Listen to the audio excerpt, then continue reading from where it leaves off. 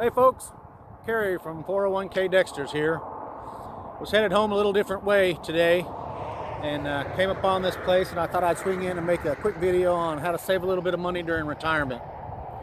This sign back here you can see is a public walk-in hunting area managed by the Texas Park and Wildlife Department. About 5 or 6 years ago, I was on a hunting lease about 3 hours east of here along the Louisiana border with some buddies. We'd drive out there and set up deer stands and trail cams and feeders. Throughout the year, the cost of all that added up, several $100s in fact. So I took a step back and I looked at what it would cost to get a walk-in hunting permit to a lot of these properties that are across Texas. When you sign up, they send you a pamphlet that's about 80 to 100 pages, and it's got all the different areas that go into this program. Some of it's private land, some of it's state land, but it's all managed by Texas Park and Wildlife. In the pamphlet, it'll show you what species you can hunt, whether it's deer, hog, squirrel, rabbit.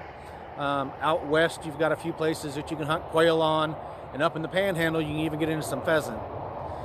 So I was on this lease, spending all this money on the private lease, and I started thinking about how much money I would save if I just bought a walk-in hunting permit.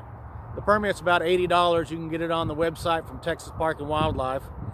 And I did some scouting, looked into areas that are close by me within a half an hour to 45 minutes, and found this little spot that's right alongside the highway between where I live and where I work. It's about 80 acres. It's bow only for deer. And you can run into some other hunters, mostly on the weekends, but if you're retired, then you can hunt it during the middle of the week and you won't feel that pressure. When I did some hunting out here, I actually saw just as many deer here on the public area as I did on my private lease. On the east side, or the west side, it's surrounded by private land. On the north side, there's a nice creek bottom that runs through it. On the other side of the creek is all private land. That private land doesn't get a lot of hunting, so there's not a lot of pressure. So I was pleased with how many animals I ended up seeing. I think I'll sign up for it again and get out here. I do have the opportunity to hunt on that 12 acres that we have down near Athens.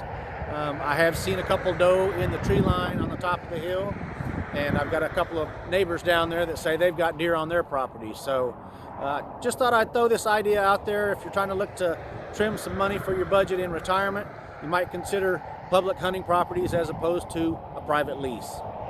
You guys have a good one. 401k Dexter's out.